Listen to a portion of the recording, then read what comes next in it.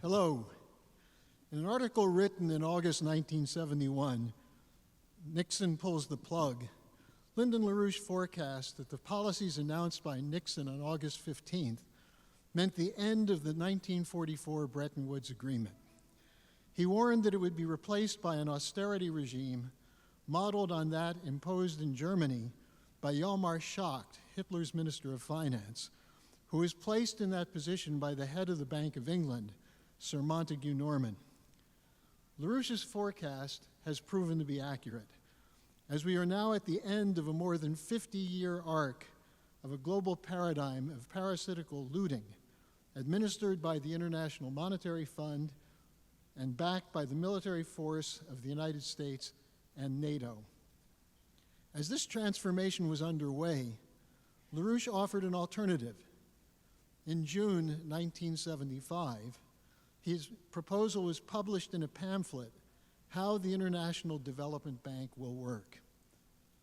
As the economic degradation introduced by the Nixon paradigm shift deepened, LaRouche and his wife, Helga Zepp LaRouche, engaged in an organizing campaign which took them all over the world, promoting his idea of multilateral economic cooperation for mutual development based on his concept of physical economy, of a system of national credit issued by sovereign nations to produce real physical wealth, not phony monetary valuation and debt.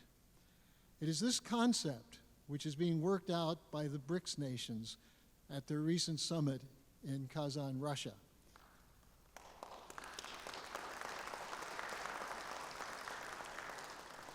The attempt to defeat LaRouche by slander and political persecution has failed.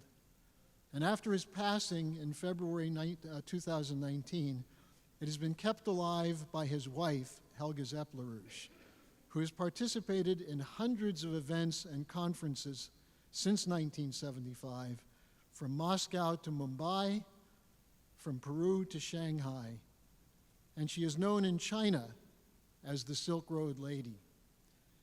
So when the media reports that the idea of the BRICS comes from Jim O'Neill of Goldman Sachs, you should recognize this as a sign of desperation to divert the potential of the BRICS into a monetarist scheme to protect the bankrupt unipolar order.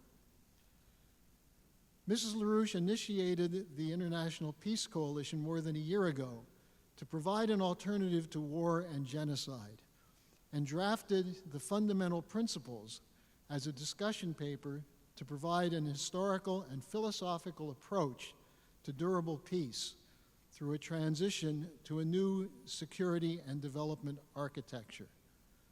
It is my honor and great pleasure to introduce our next speaker, Helga Zepp LaRouche, who will address us after our next musical offering.